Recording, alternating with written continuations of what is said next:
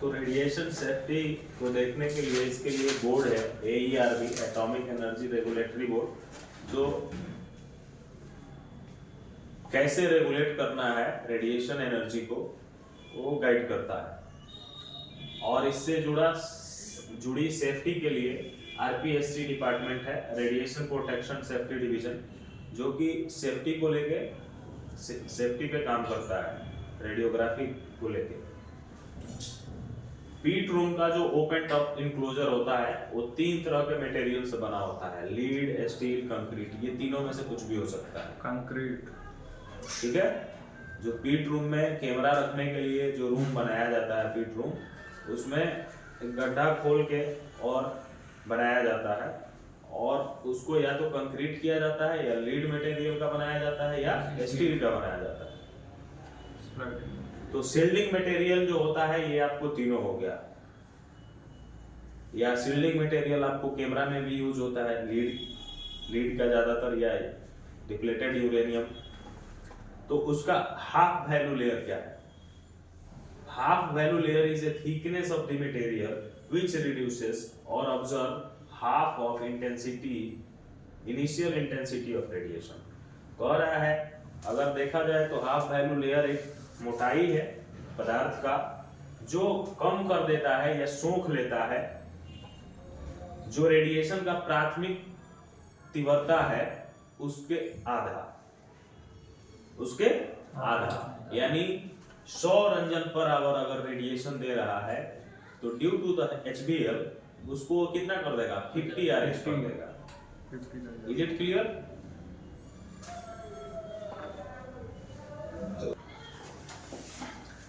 ये half value layer है, material steel, lead, concrete. HBl इसका होता है स्टील का 12.5 mm, लीड का 4.8 से 5.0 mm तक, और कंक्रीट का 5 mm तक। अब मान लीजिए इसमें से किसी एक का HBl हमको निकालना है, तो जितना थिकनेस होगा उसमें HBl से मल्टीप्लाई कर देंगे। जैसे मान लीजिए कि हमारा थिकनेस 10 mm है, कंक्रीट का HBl निकालना है, तो 10 इंटू क्या हो जाएगा HBl, तो 10 बचे 50, तो टोटल HBl कितना हो गया half value layer? 50।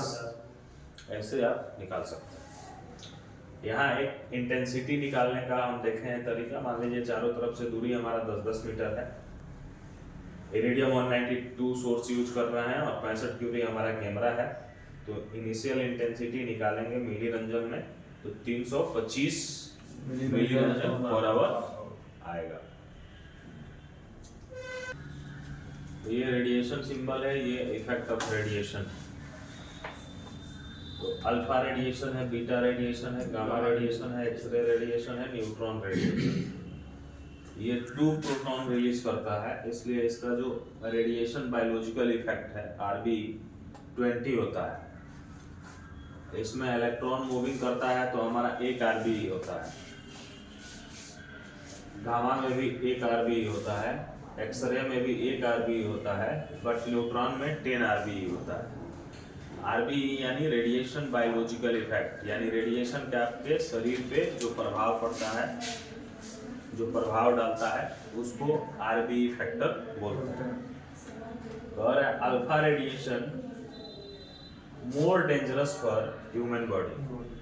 Alpha radiation जो है इंसानी शरीर के लिए ज्यादा खतरनाक। क्यों?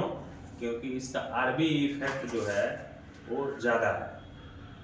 तो अगर आपको 5 रंजन में रेडिएशन लगता है तो उसमें क्या होगा? 20 प्लस हो जाएगा।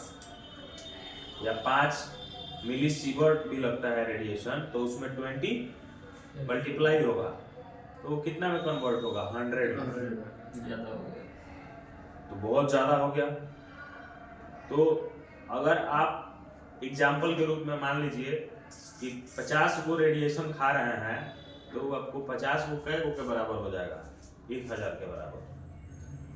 तो ये आपके लिए ज्यादा खतरनाक रेडिएशन जो है अल्फा ही है, फिर न्यूट्रॉन है। गामा एक्सरे उतना डेंजरस नहीं है, डेंजरस है बट उतना डेंजरस नहीं है। 3 चीज होता है, RAD, RBE, REM। RAD बताता है रेडिएशन ऑब्जर्व्ड डोज, कितना रेडिएशन ऑब्जर्व हुआ है। आरबीई बताता है रेडिएशन बायोलॉजिकल इफेक्ट, रेडिएशन का जैविक प्रभाव क्या पड़ेगा। आरईएम बताता है रोंजन कोवैलेंट मैन, कितना आदमी को रेडिएशन शरीर में चला गया है, यानी कितना रेडिएशन ऑब्जर्व किया जा चुका है। तो आरईएम इज इक्वल टू होता है आरएडी इनटू आरबी। तो मान लीजिए हमारा alpha radiation of human body 5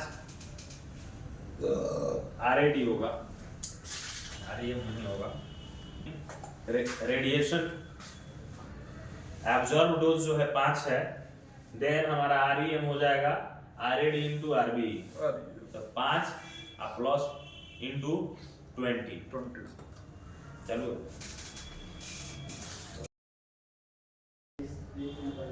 अब जो रेडिएशन लगा है, amount of radiation dose received, कितना मात्रा में कितना डोज आपको प्राप्त हुआ है वो देखेंगे। इंडिविजुअल एक्सपोज, व्यक्तिगत कौन एक्सपोज हुआ है, part of the body expose, शरीर का कौन सा पार्ट एक्सपोज हुआ है, एज ऑफ इंडिविजुअल एक्सपोज्ड, इस पे भी रेडिएशन लिमिट मायने रखता है।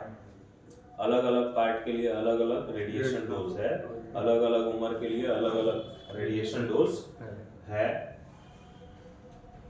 रेडिएशन इफेक्ट जो है दो तरह का होता है, एस्टोकास्टिक, नॉन एस्टोकास्टिक। एस्टोकास्टिक यानी आपके व्यक्तिगत शरीर में किसी भी तरह का प्रभाव रेडिएशन देगा। नॉन एस्टोकास्टिक मतलब हो गया आपके शरीर में जो रेडिएशन लगा है वो क्रोनिक होने की वजह से आपके आने वाले जनरेशन पे उसका प्रभाव पड़ेगा। जैसे एज फॉर एग्जाम्पल अमेरिका द्वारा एक बॉम्ब गिराया गया था हिरोशिमा में, नहीं, तो वहां पे क्या हुआ, उस रेडिएशन का प्रभाव इतना ज्यादा मात्रा में था कि उस समय तो उसका प्रभाव पड़ा ही, लेकिन उसके बाद आने वाला जनरेशन पे भी पड़ा। तो ऐसे ही अगर रेडिएशन का मैक्सिमम डोज आपका बॉडी रिसीव कर लेता है तो आने वाला जनरेशन पे भी उसका प्रभाव पड़ सकता है। रेडिएशन को मिली रंजन में मेजर किया जाता है। एक रंजन में जो 8.33 ओरिजिन एनर्जी ऑब्जर्व होता है, यानी एक रंजन आप लेते हैं तो कितना ऊर्जा आपका शरीर ऑब्जर्व करता है, 18.33। ठीक है।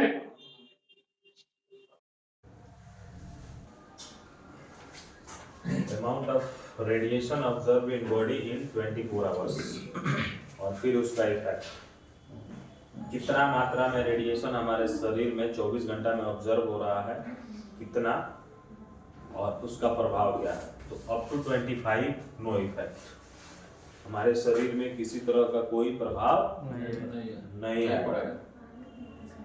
25 to 50 अगर लगेगा तो ब्लड काउंट में डिफरेंस आएगा, यानी सीबीसी आपका चेंज हो सकता है।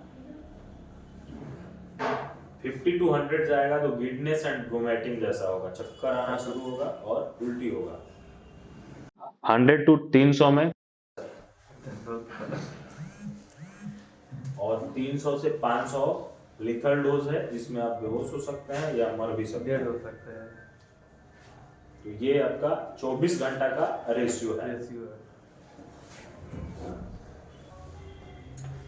रेडियोग्राफी टेस्टिंग का जो प्रिंसिपल है, डेंसिटी वेरिएशन होता है, घनत्व में अंतराल आएगा। कैसे, तो मान लीजिए एक थिकनेस चल रहा है, कहीं थिकनेस डिफरेंट हुआ तो रेडिएशन का वहां पे क्या होगा, डोज ऑब्जर्व होगा या रेडिएशन का मात्रा बढ़ जाएगा। तो इसलिए फिल्म में कहीं काला आएगा, कहीं हल्का व्हाइट रहेगा। तो वहां क्या हुआ, डेंसिटी में अंतराल आ गया। तो इसी के आधार पर हमारा डिफेक्ट डिसकंटिन्यूटी का पता चलता है। ये सोर्स है, रेडिएशन गया, जॉब से क्रॉस करके फिल्म को क्या किया, एक्सपोज किया। तो जॉब क्या हुआ, फिल्म में एक्सपोज हो गया। अब एक प्रक्रिया के द्वारा हम फिल्म को प्रोसेस करते हैं, प्रोसेस करके डेवलपिंग, फिक्सिंग और फिर ड्राइंग करते हैं। तो ग्राफ एक आ जाता है उसमें, जिसमें हमको क्लियर पता चल जाता है due to the density variation कि हमारा डिसकंटिन्यूटी या डिफेक्ट इसमें है या नहीं है। Radiation x ray gamma ray has been allowed to pass through the material, expose the film and further processing at any graph। वही कह रहा है कि रेडिएशन एक्सरे या गामा रे दोनों में कोई भी हमारा मटेरियल को पास करता है, फिर मटेरियल को पास करके फिल्म को एक्सपोज करता है और उसके बाद एक प्रक्रिया की जाती है जिसके माध्यम से हमारा एक ग्राफ बनता है। ठीक है, उस ग्राफ में हम देखते हैं कि हमारा फिल्म ग्राफ सही है तो जॉब को पास करते हैं, अगर ग्राफ में डिफेक्ट या डिसकंटिन्यूटी है तो उसको रिपेयर कराते हैं। Requirement to carry out RT, RT करने के लिए किन किन चीज़ों की ज़रूरत हो सकती है। तो सबसे पहले हमारा जॉब चाहिए रेडियोग्राफी करने के लिए, दूसरा एक्सेप्टेंस स्टैंडर्ड स्वीकार्य मानक, तीसरा रेडिएशन सोर्स चाहिए, एक्सरे या गामा रे। गामा रे में दो होता है, रेडियम 192, कोबाल्ट 60 ज़्यादातर यूज। अभी सीजियम भी आ गया है। फिल्म तीन तरह का यूज होता है, slow, medium, fast. Screen use होता है, कैसेट्स यूज होते हैं, पेनेट्रामीटर आई यूज किया जाता है जिसको इमेज क्वालिटी इंडिकेटर भी बोलते हैं, डार्क रूम का सारा सामान और टेक्नीशियन जो ये सारा काम परफॉर्म करेगा। तो इसको आसानी से समझने के लिए हम इसको 5 खंड में बांट दिए हैं। RT is divided in 5 section. RT को रेडियोग्राफी टेस्टिंग को 5 भागों में बांटा गया है। Section 1 origin, nature of radiation, radiation का प्रकृति क्या है या वो उत्पन्न कैसे होता है। सेक्शन 2 रेडिएशन इक्विपमेंट, कौन कौन से मशीनरी इक्विपमेंट्स यंत्र यूज किए जाते हैं। सेक्शन 3 रेडिएशन सेफ्टी, क्या सेफ्टी हमको फॉलो करना है जो कि हम लोग कंप्लीट कर दिए। सेक्शन 3 हमने क्या किया, कंप्लीट कर दिया। सेक्शन 4 रेडियोग्राफी टेक्निक, क्या तरीका है रेडियोग्राफी करने का, किस किस टेक्निक के द्वारा किया जा सकता है। Section 5 dark room practices, dark room में क्या क्या होता है। अगर एक एक खंड आप प्रॉपर तरीका से देखेंगे तो आरटी का कंसेप्ट क्लियर हो जाएगा।